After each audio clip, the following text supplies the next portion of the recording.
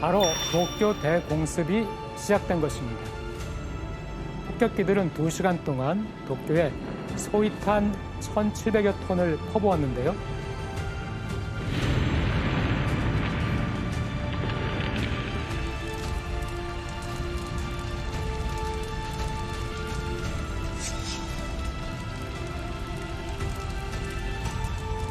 도쿄에서 사망한 인구가 8만여 명, 중상을 입은 사람들이 4만여 명이고요. 결국 도쿄 대공습에 이어 히로시마와 나가사키의 원자폭탄이 떨어지면서 일본 제국은 끝내 패망하게 되고야 말았습니다.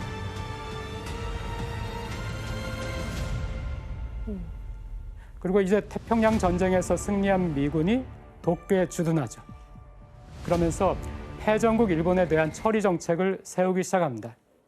당시 미 국무부의 계획을 혜성 씨가 한번 읽어주세요. 네. 일본 군사력의 경제적 기반은 파괴되어야 하며 재건하도록 허락해서는 안 된다. 다시 못 일어나게 해야 된다는 얘기네요. 네, 그렇습니다. 네, 그런 얘기죠. 마침 도쿄 대공습으로 일본의 주요 생산시설은 파괴됐고 원료 공급 수입까지 끊기면서 생필품도 부족해졌습니다. 생필품이 부족하니까 물가는 3, 4년 사이에 80배까지도 뛰었어요.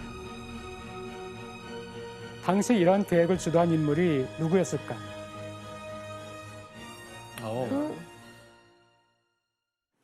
네, 지금 쇼와 천황 옆에 서 있는 사람이 누군지 아시겠죠? 네, 메가다. 네, 그렇습니다. 아야 씨는 메가더 장군 어떻게 알고 계세요? 네, 일본에서도 의외로 호의적으로 받아들였었다고 해요. 그러니까 미국이 들어오면서 그러니까 민주화도 진행되고 저렇게 생각하는 것 같은데 매일 1,000여 통의 편지가 메가더 장군 앞으로 보내줬다고 해요. 천 통의 편지가 매일 왔다고요? 와. 그 정도로 정경도 받았었던 것 같아요. 메가더 장군이 전후에 도쿄에 머물면서 군정을 실시했습니다. 그러면서 미쓰비시 등 전범 기업에 전쟁의 책임을 물어서 그 기업들의 주식을 내놓게 했고요. 또 일본 기업들의 규모를 축소시키는 등 강력한 제재를 시행을 했습니다. 메가더 장군의 계획은 잘 실행이 됐나요? 그렇지 않습니다. 이때 미국의 자유주의 진영과 소련의 공산주의 진영으로 갈라진 이른바 냉전 시대가 본격적으로 시작된 것입니다.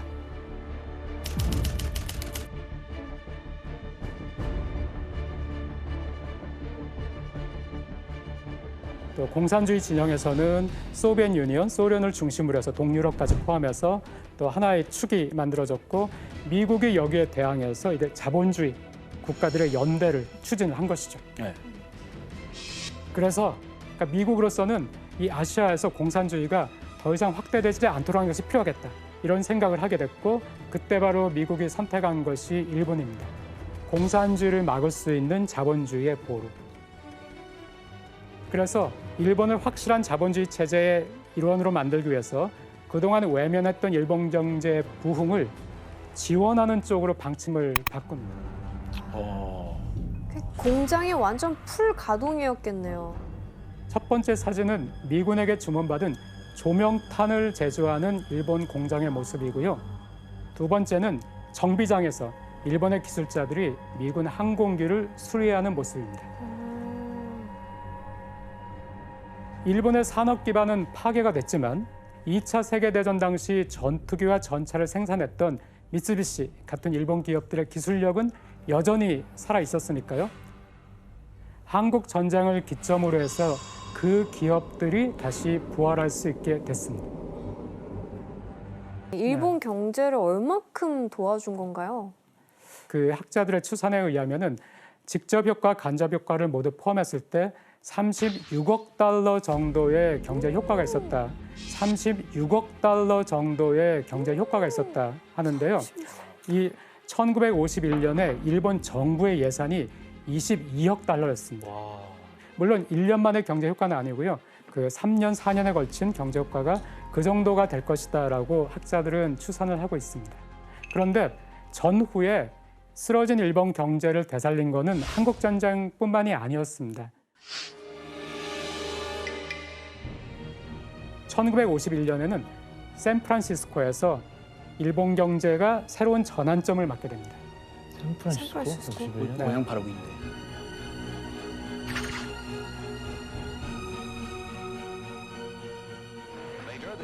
(1951년) 2차 세계대전의 패전국인 일본과 승전국인 연합국들 사이에 평화협약을 맺는 모습입니다.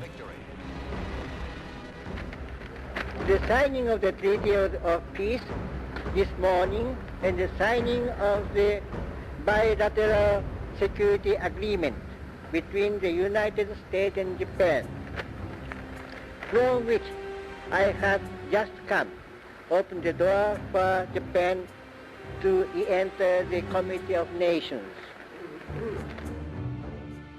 굉장히 우호적인 관계로 바뀌었네요. 그때 미국이 일본과 미일 안전보장 조약을 맺어서 미군을 계속 일본에 주둔시키겠다. 그렇게 했습니다. 그렇게 되면은 일본은 미군의 보호 아래 국가 안정을 보장받게 되죠. 자, 그러면은 일본 입장에서는 국방비나 안보에 쏟을 돈을 줄이게 되죠. 네. 그래서 경제에 더 집중을 할 수 있게 됩니다. 그 비유를 하자면 뭐 월급을 타면 우리가 뭐 생활비도 내고 막 이것저것 쓸 돈이 많은데 월급 탄 걸 100% 투자할 수 있게 된다는 느낌인 거잖아요. 네, 맞습니다. 와, 그러니까 경제 발전만 하면 되니까. 네. 이렇게 기업들에 투입된 자본을 바탕으로 일본은 산업을 육성해 나가기 시작했습니다. 일본 정부는 2차 세계대전 이후에 손상된 산업 기반 시설 복구에 자금을 투입해서 고도 성장의 기반이 되는 선철, 철강 이런 것들을 복구를 시켰고요. 그 패전 이전에 일본 경제를 이끌었던 미쓰비시 중공업이나 도요타, 닛산 이런 중화공업 분야들의 기업들이 부활하기 시작했습니다. 막 한참 경제 성장을 꿈꾸는 일본에게 미국이 뭐 지원을 해준 게 따로 있나요? 지금 전 세계에서 가장 이슈가 되고 가장 논쟁이 되는 산업이 하나 있어요. 비트코인? 부동산? 주식? 아니요, 그것보다 누가 이 산업의 패권을 장악하느냐를 가지고 반도체? 맞습니다. 반도체입니다. 그 반도체라는 것이 처음 개발된 곳이 미국이죠. 그러니까 미국이 특허를 가지고 있었어요. 네, 그랬는데 미국이 특허를 오픈을 한 거예요. 아, 쿨하게 그냥 갖다 일본도 쓰라고. 해도 돼. 네네. 그래서 일본에서 이제 그 반도체 기술을 배워올 수 있게 된 거예요. 왜 풀었죠? 미국이 그럴 리가 없는데. 우리 착해요, 은근히.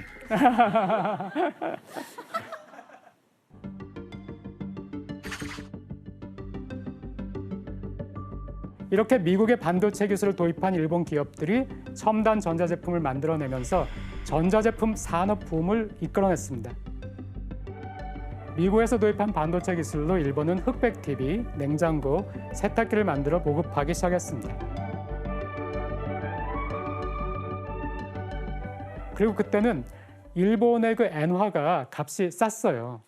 그러니까 굉장히 기술은 좋은데, 기술력은 좋은데 물건은 잘 만들었는데 미국 시장에 가니까 너무 싼 거예요. 네. 가격 경쟁력이 있었구나 또. 이거 불티나게 팔렸겠네요, 저건 진짜. 네, 그렇죠. 싸니까. 그래서 일본 정부 역시 반도체 관련 기업들에게 금융 지원을 적극적으로 했습니다.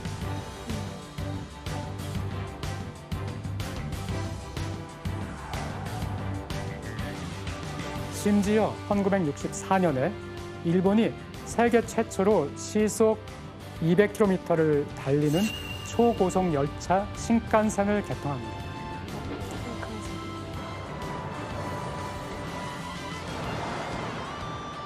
그리고 또 도쿄 올림픽까지 치르죠. 그래서 일본이 부활했다는 것을 이제 알리게 되는 것이죠.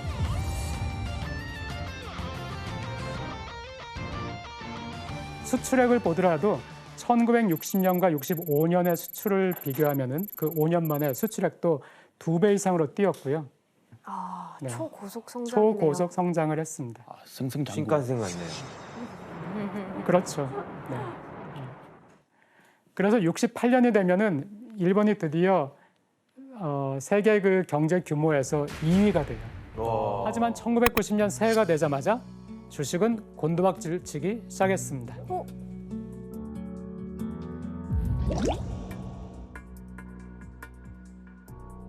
이때 이거 위험한 거 아닌가 하고 생각하기 시작하는 기업과 투자가들과 일반 사람들이 생기게 돼요. 그래서 이 사람들이 아우 됐어. 이 정도 돈 벌었으면 됐어. 나는 여기서 팔겠어 하는 사람들이 생겼는데 여기서 팔겠어 하는 사람들이 점점 대세가 되면서 주가가 곤두박질을 치기 시작했습니다. 1989년 12월에 정점을 찍었죠. 그 뒤부터 무섭게 떨어지죠. 와. 2만 이하로 떨어진 다음에서야 거기서부터 이제 횡보를 하죠. 근데 더 이상 올라가지를 못하고 있습니다. 이게 바로 버블 붕괴의 시작이었습니다. 89년 12월.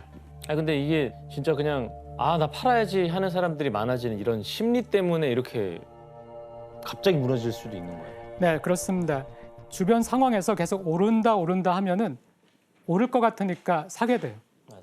네, 그런데 한 번 떨어져 가지고 위험을 감지하면은 그때는 빨리 팔아야 되겠다. 네. 이렇게 되는 것이거든요. 불안해서. 근데 저는 이 원리를 잘 이해를 못해서 어려운데 네. 팔아서 저런 상황이 네. 온다고 하면 네. 누군가는 살 거 아니에요. 그렇죠. 사는 사람보다 파는 사람들이 더 많으면은 거래는 이루어지지만 가격은 떨어지면서 거래가 이루어지는 거예요. 가격을 낮춰서 그렇구나. 그렇죠. 가격이 떨어지면서 거래가 이루어지는 거예요. 그런데 그 일본의 중앙은행은 이제 이게 버블이라고 판단을 한 거예요. 그래서 금리를 계속 올려가지고 6%까지 올리고 대출 규제를 더 강화를 한 거예요. 지난 몇 년 동안에 저금리니까 은행에서 최대로 대출을 받아서 투자를 했던 일본인들은 이제 채무 부담이 다가오는 거예요. 금리가 높아졌어. 오, 이제- 이자 비용이 엄청 커지잖아요. 그렇죠. 이자 비용이. 이렇게 되니까 사람들이 빨리 내 집 팔아가지고 이 빚 갚아야 되겠네? 이렇게 되니까 쏟아져 나오는 매물에 부동산 가격이 점점 떨어지게 되죠. 그게 크네. 그런데 이런 사례가 이제 일본에서 속출하기 시작했습니다. 문제는 그 다음이었습니다. 부동산과 주식을 팔아도 대출금을 갚지 못하는 사람들이 늘어나면서 상환이 어려운 부실채권이 쏟아져 나오기 시작한 것입니다. 이 부실채권의 규모가 93년에 약 13조 엔에 달했다는 보고가 있고요. 이것이 90년부터 96년까지 금융기관 16군데가 도산을 하게 됐습니다. 줄도산을 했구나. 네, 이때부터 이제 우리가 얘기하는 잃어버린 20년의 서막이 열리기 시작한 거죠. 네, 그래서 이제 버블을 부추긴 은행들, 대출을 막 부추긴 은행들, 이 은행에 대한 그 복수심 때문에 복수를 강행하는 사건도 있었습니다. 阪和銀副頭取射殺される中年の男部長呼びかけ数発和歌山出勤の車を襲う名古屋住銀支店長射殺される後頭部に貫通の傷マンション自室前 무시무시하죠. 그러네요. 정말 무시무시하네. 이게 모두 1년 사이에 일어난 일입니다. 두 사건 모두 은행원이 살해됐잖아요. 네, 그래가지고 그 점에서 주목을 끌었는데 가장 유력한 것은 버블 경제가 붕괴된 이후에 원한을 가지게 된 그 야쿠자 조직에서 살해한 것이다 라는 소문만 굉장히 무성했는데 하지만 결국 범인은 잡히지 않았습니다. 금리가 오르면서 갚지 못하는 야쿠자 기업들이 대출을 권했던 은행원들을 원망해서 이들을 공격하게 되었다. 이런 결론이 나오기도 한 거죠. 그래서 스미토모 은행에서는 융자부 직원 40여 명에게 방탄조끼를 나눠주기도 했습니다. 와, 그럴만하지. 얼마나 이렇게 죽어나가는데 정찰 없는 나라에. 네, 그렇습니다. 이런 은행권 등 기업 테러가 1992년부터 이때까지 약 19건에 달했고요. 은행들의 이런 부실 채권이 나중에는 약 800조 원까지 되는 것으로 추정이 됐기도 했고요. 그중에 약 40% 정도는 야쿠자와 연관이 있는 기업에 대한 대출이 아닌가 이런 의혹도 있었습니다. 버블 경제 붕괴로 혼란해진 사회 분위기와 돈을 갚지 못해 한순간에 빚더미에 오른 일본 사람들 사이에서는 새로운 유행도 나타나기 시작했습니다. 바로 백엔숍이라는 것이 생겼습니다. 있어요. 가봤어. 그래. 다 백엔이에요. 100엔으로 다 살 수 있어. 네. 백엔. 아. 그리고 또 유니클로. 유니클로가 이때 아. 인기를 끌게 됐습니다.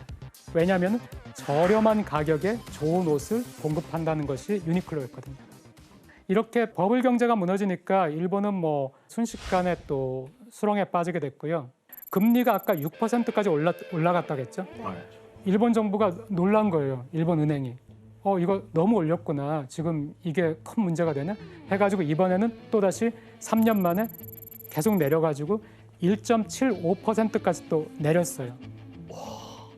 근데 그때까지는 정부도 일본 사람들도 또 외국까지도 이걸 일시적인 경기 후퇴로 생각을 한 거예요. 이게 20년까지 갈 거라고는 생각을 못했죠. 네. 근데 이때 예상치 못한 사건이 일어났습니다. 다시 한번 일본 경제에 타격을 준 일본으로서는 불행한 사건이 일어났는데요. 그는 1980년대 말에 세계 5위의 국제적인 항구였어요. 그래서 그 연간 교역량이 하나로 약 64조 원에 달하는 일본의 4대 무역항 중에 하나였고요. 일본 무역량의 약 11% 정도가 고베항에서 이루어졌습니다. 교수님, 근데 고베에서 무슨 일이 일어난 건가요? 1995년 1월 17일 고베에서는 일본의 산업 기반을 무너뜨리고 또 경제 회복의 의지에 찬물을 끼얹는 일이 발생을 했습니다. 바로 고베 대지진으로 알려진 한신 아와지 대지진이 그때 일어났습니다.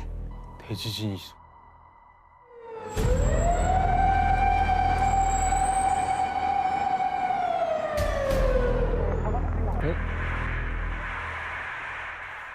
오 마이 갓.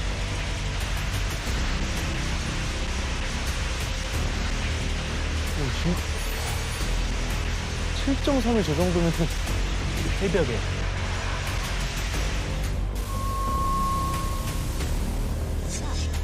와, 초토화됐다. 전쟁 일어난 것처럼 좋겠네.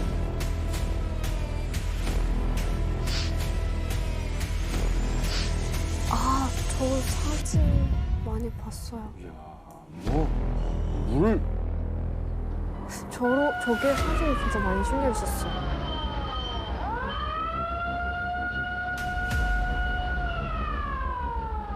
와. 그래서 인명피해도 진짜 많았겠다. 그러겠네요. 네, 정말 무섭죠. 보기만 해도 무섭죠. 땅이 여기저기 갈라져서 뭐 고층 빌딩들이 붕괴가 됐고요. 고베와 오사카를 잇는 한신 고속도로의 철근이 뭐 부러지듯이 꺾여버리고 말았습니다. 단 20초 동안에 일어난 지진인데 이걸로 뭐 도로와 건물이 순식간에 파괴되면서 6,434명의 사망자가 발생했고요. 43,792명의 부상자가 또 발생을 했습니다. 전쟁과 같네요, 거의. 네. 그리고 또 옛날 목조 주택이 많은 곳이었는데 거기에서 이 지진으로 10만 채가 넘는 주택이 파괴가 됐고요. 또 지진이 발생하면은 의외로 또 화재가 발생을 해요. 그래서 이 화재로 많은 사상자가 발생을 했고요. 이곳이 지진으로 무너지면서 고베항의 항만 시설 대부분이 파괴되죠. 그래서 이 지진으로 도산한 기업이 한 달 반 동안에 22곳 도산을 했고요. 또 1997년 말까지 3년간 약 394건에 달하는 기업 도산이 있었습니다. 그런데 이 대지진의 여파가 여기에서 또 끝이 아니었어요. 고베에서 큰 지진이 나니까 피해 복구를 위해서 돈이 필요하죠. 그 돈들을 외국에서 들여오면서 다시 또 외국에서 달러가 일본으로 들어오니까 엔화가 또 비싸졌죠. 지금 그렇지 않아도 일본 경제가 힘든데 수출이라도 많이 해야 되는데 또 일시적인 엔고 현상까지 발생하고. 와, 설상가상이네. 네, 그렇습니다. 그래서 일본 은행에서는 더 금리를 낮췄어요. 네, 아까 1.75%까지였는데 또 0.5%까지. 0.5%요? 거의 제로. 거의 없는 네, 거네요. 0.5%까지. 기록은. 네. 하지만 0.5%까지 금리를 낮췄는데도 기업들이 힘들었어요. 왜 그랬을까요? 왜 힘들었을까요? 기업들은 왜 살아나지 못했을까요? 돈을 사람들이 안 쓰니까 돈을 빌릴 수 있어도. 네, 내수 경기가 좋지 않으니까 일단 기업들도 힘들었고요. 그런데 거기에다가 기업도 많이 돈을 빌린 거예요. 빌려가지고 부동산이나 주식에 투자를 한 거예요. 근데 빌린 돈은 그대로 있잖아요. 이거는 깎이지가 않죠. 그러니까 금리를 아무리 낮춰줘도 이제 더 이상 빌릴 수가 없는 거예요. 사업을 해가지고 조금이라도 이익이 나오면은 이거를 빚을 갚는데 급급한 거예요. 그러니까 설비 투자도 할 수가 없고 또 기술 개발을 위한 R&D 투자도 힘들고요. 그래서 점점 힘들게 되는 것이죠.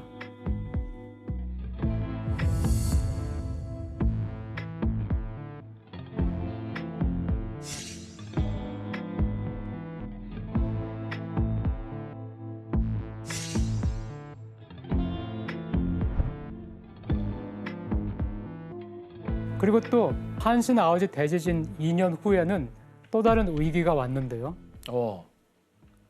IMF. 그렇죠. 우리나라에서. 네, 그렇죠. 이게 또 아시아를 강타하잖아요.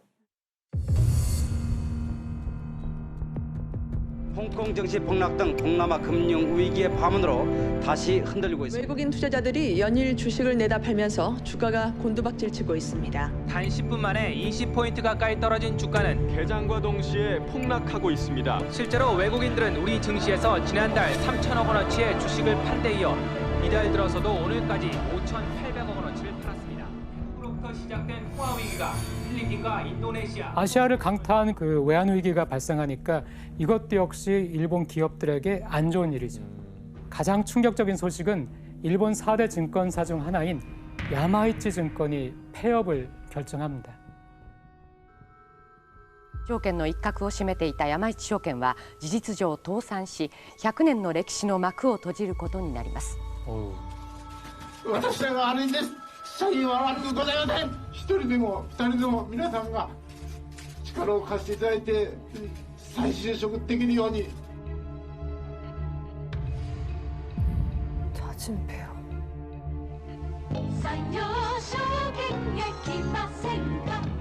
산요증권도 폐업. 타산한 홋카이도 다쿠쇼쿠 은행은 1900년에 설립돼서 지난 1세기 동안 홋카이도 경제를 뒷받침해온 굴재 은행입니다. 일본에서 전국 규모의 은행이 무너진 것은 사상 처음입니다. 北海道の歴史そのものですので、本当に悲しく残念に思ってます。長銀のように潰さずに置いてほしかったんですよね。どうしてそれできなかったんでしょうね。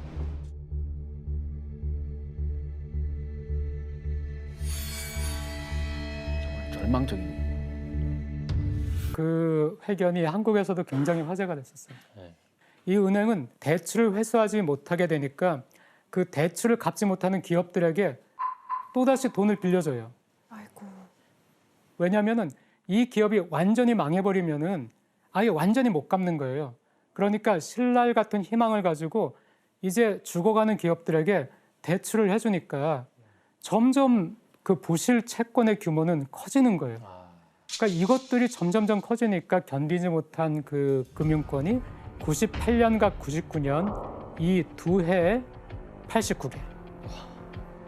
그래가지고 1990년부터 2000년까지 10년이죠. 일본 금융기관이 142개의 금융기관이 도산을 했습니다. 그렇게나 많이. 네. 근데 이 시기가 바로 일본 기업들의 도산이 가장 많았던 때입니다. 특히 98년에는 일본 내 도산한 회사가 19,171개 회사가 도산을 했어요. 그래서 일본 역사에서 사상 최대, 그리고 개인 파산 건수 역시 전후에 처음으로 10만 건을 돌파를 합니다. 그 전년도에 비해서 1.5배나 급증을 했습니다. 그리고 이때 주식과 부동산 가격이 폭락하면서 빚더미에 앉게 된 이들이 극단적인 선택을 하는 거였어요. 1997년에는 2만 4천여 명이었는데 그 다음에 3만 2천 명으로 늘어났고요. 또 그 다음에는 3만 3천 명. 2003년이 그 최악이었는데 2003년에는 자살 사망률이 가장 높았어요.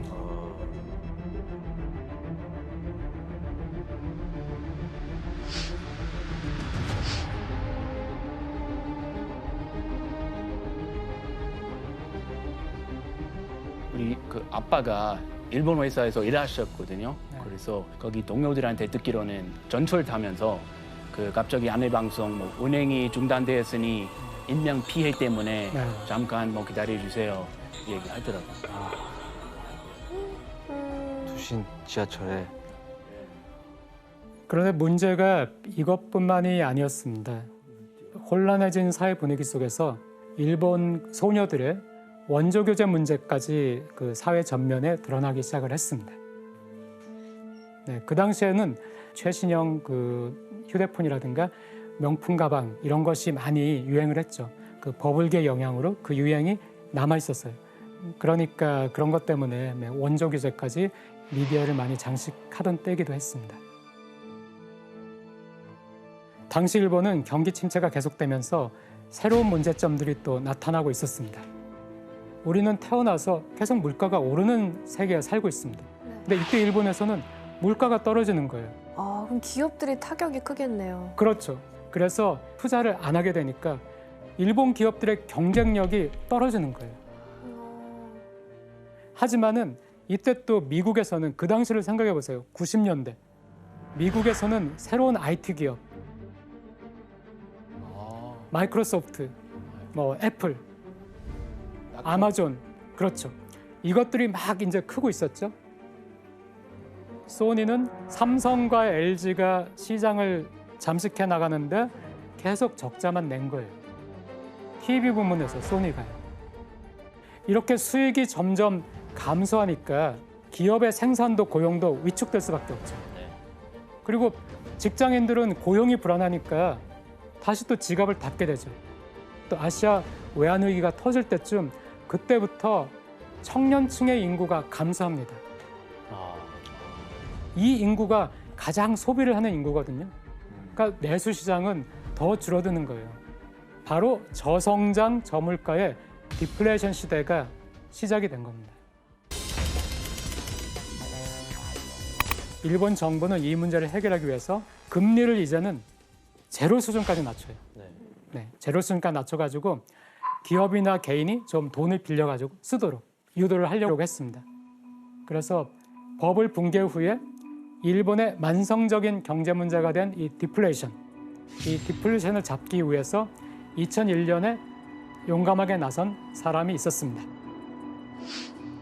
그 사람이 바로 일본의 87, 88, 89대 총리인 고이즈미 주니치로. 고이즈미 총리는 개혁 없이 성장 없다라고 주장을 했습니다. 우리도 뭔가 효율적으로 한번 바꿔보자 이렇게 해가지고요 강력한 그 구조 개혁을 하기 시작했습니다. 그래서 예를 들어서 우정 민영화라고 우체국이 공기업이었는데 고이즈미가 이거 안 된다. 우정 민영화 하겠다 해서 민영화를 하고요. 또 부실 채권이 많이 쌓였다겠죠. 고이즈미가 이것도 안 돼. 부실 채권도 해결하겠어. 그래서 이거를 정부가 차라리 사가는 거예요. 부실 채권들을.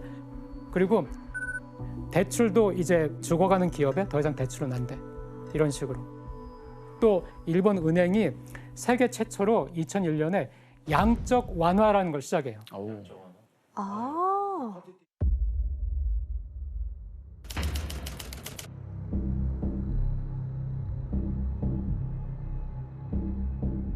그 돈을 시중에 많이 풀었다는 얘기죠. 네, 그렇습니다. 일본 은행, 중앙은행이 일본의 시중은행들에게 무제한으로 돈을 제공하겠다. 당신이 시중은행에서 돈을 빌리기를 원한다면은 지금 시중은행은 엄청나게 돈이 많다. 빌려가지고 돈을 써라. 이런 식으로 무제한으로 시중은행에 이렇게까지 돈을 많이 풀면은 뭐가 발생한다고 생각했어요? 어떤 일이? 값어치 떨어지고. 돈의 값어치가 떨어지죠. 네. 돈의 값어치가 떨어지는 것이 인플레이션이죠. 그럼 인플레이션도 우리가 기대할 수 있지만은 엔화의 가치가 외환 시장에서 어떻게 되겠나요? 엔화가 막 풀리니까. 떨어져요. 그렇죠. 그럼 엔화가 싸진다는 거죠. 우리가 연태까지 여러 번 봤지만 엔화가 싸지면은 일본 기업들에게 유리하죠. 수출이 되니까. 네네, 그렇죠. 그러니까 그때 일본에서 드디어 터널을 지나가지고 빛이 보인다라는 말이 나왔습니다. 그런데 이때 또 하필이면은 안 좋은 일이 또 다른 위기가 일본을 찾아왔습니다.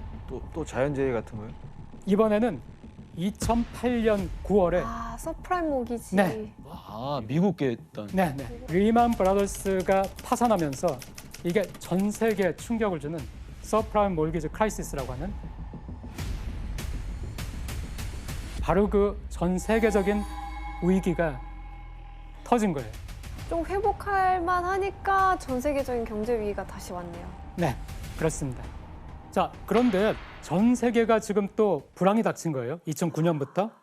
그러니까 미국, 영국, 또 유로 여기에서 일본의 양적 완화를 카피해서 양적 완화를 시작했어요. 그런데 일본이 이때 또 양적 완화를 안 했습니다. 그러면 또 엔화가 엔고죠, 계속 올라가나요? 그렇죠. 그렇죠.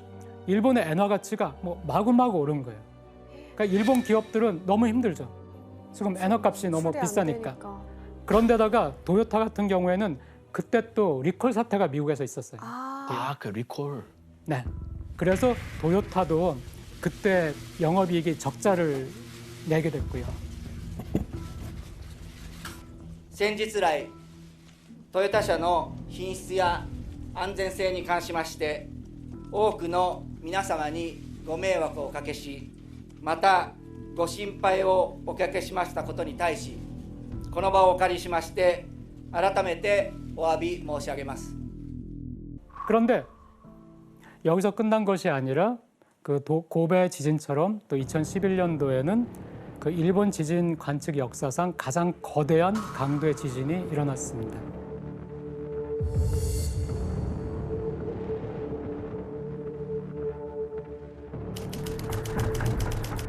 그때보다 더 큰 9.0이네? 이게 뭐야? 저 진짜 무서웠겠다.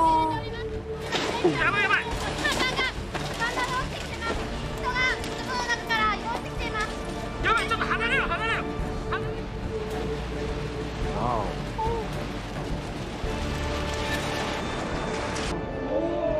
이 쓰나미였잖아요. 처음 들어오는 거 같아.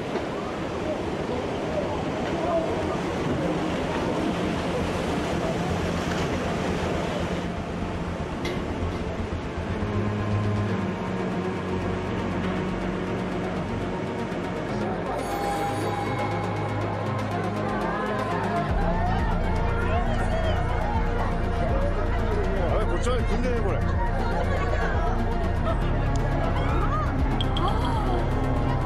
와, 저게 진짜 상황.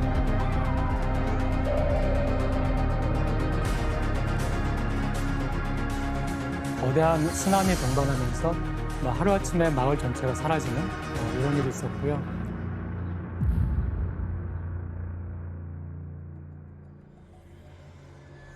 완전 다.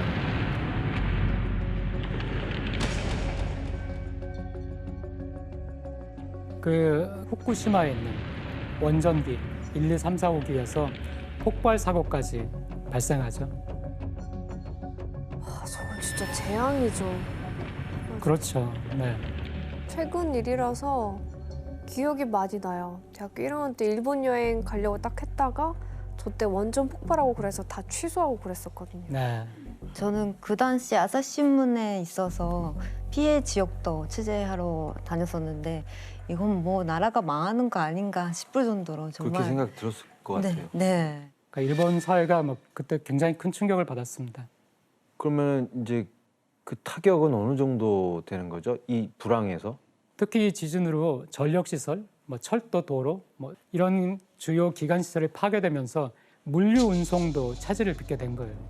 그리고 지진의 여파로 인해서 근처에서 그 공장을 가동 중인 그 도시바나, 소니나 파나소닉 이런 주요 전자 회사들도 생산 라인이 그 멈춘 거예요.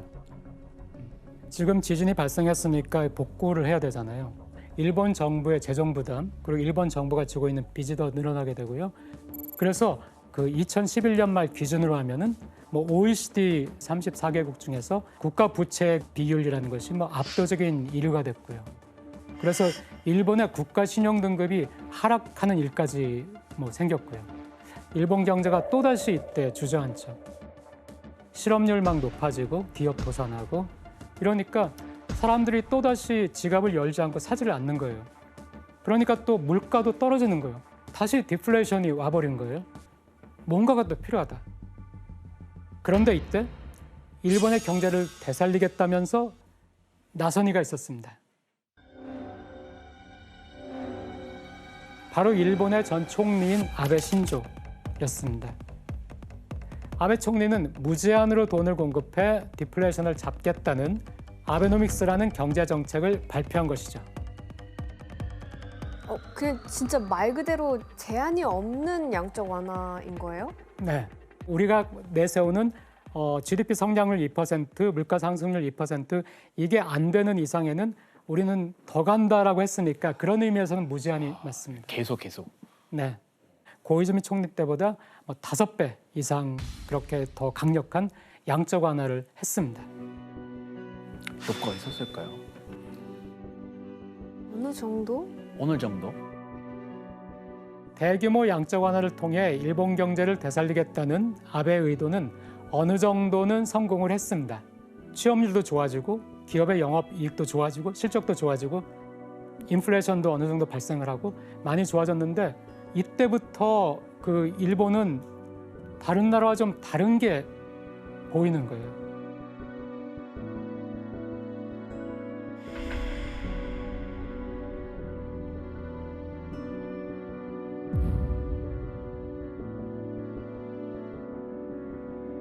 이제 일본인들도 많은 거를 깨닫게 됐어요.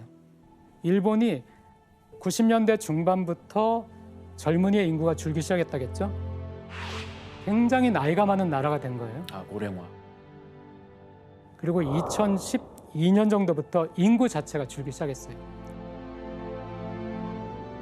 그러니까 일본이 굉장히 고령화된 사회, 조금만 샥이 와도 지갑을 닫게 되는 움츠러드는 그런 사회가 돼버린 것이고요.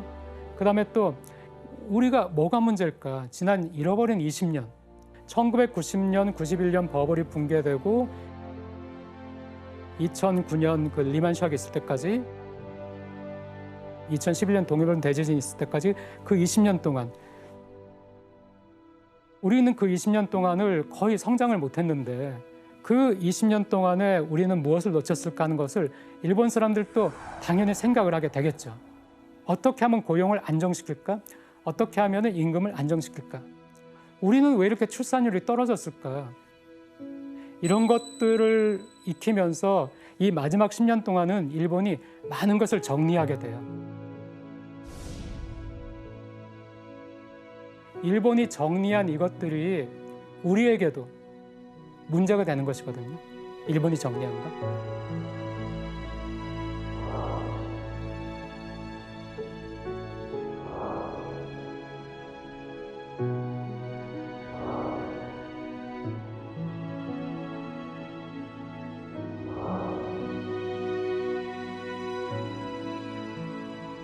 한국은 20년이고 10년이고 5년이고 잃어버릴 필요가 없이 그 교훈을 지금 우리가 가져오면은 우리는 지금부터 한국 사회를 또 새롭게 꾸밀 수가 있죠. 네, 그래서 일본의 잃어버린 20년을 우리가 공부하는 그 의미가 바로 여기에 있다고 생각합니다.